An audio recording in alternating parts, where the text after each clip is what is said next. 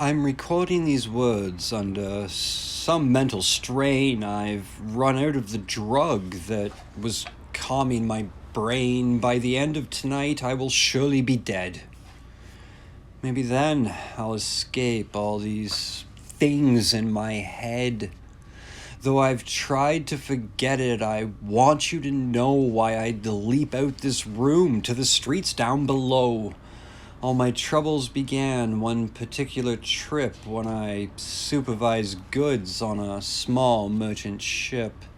As we crossed the Pacific on Broken and Blue, we were sailing that ocean where sailed but a few. In a stroke of misfortune we couldn't ignore, we crossed paths with a ship from the Kaiser's Great War. When the sea raider slowed and then pulled alongside, we had no other choice but to swallow our pride.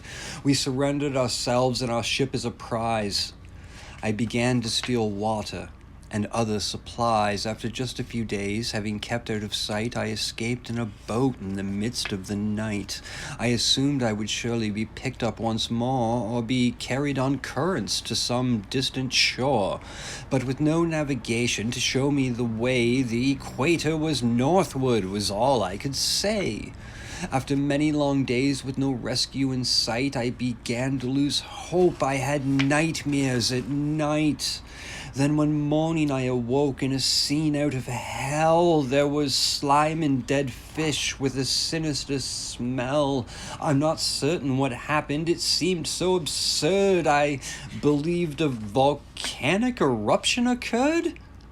When this hellish black mire rose up from the deep, I'd been thrown from my boat without breaking my sleep. Having crawled to the boat like a stranded earthworm, I sat 3 days and nights while the slime was baked firm.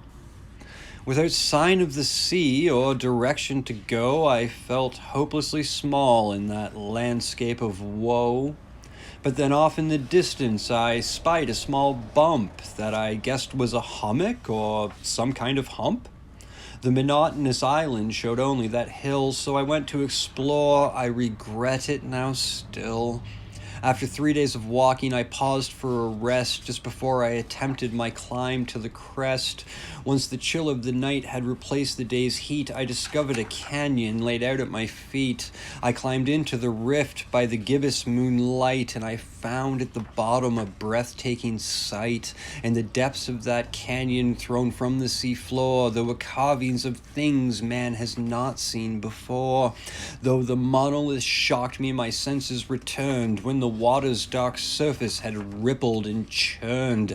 I was frozen with fear as the water disgorged. A creature the depths of the ocean had forged. When that thing bowed its head, it embraced the cold stone. All the seeds of the madness that haunts me was sown. When it uttered a sound from the back of its throat, I succumbed to a panic and fled to the boat. Though I tried singing songs to forget what I'd learned, I'm not sure I was sane by the time I returned.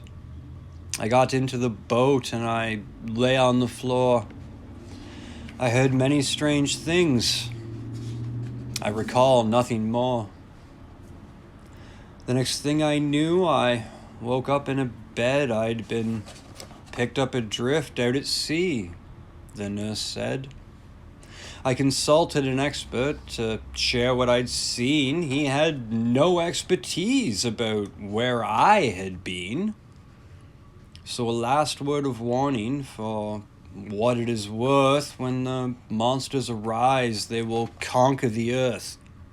Now I've run out of time and can tell you no more, as the creatures outside and just thumped at my door. It has followed me here on the sea and on land in an effort to catch me. My goodness, that hand! I will not let it find me, of that I've no doubt. Though the window presents me my only way out.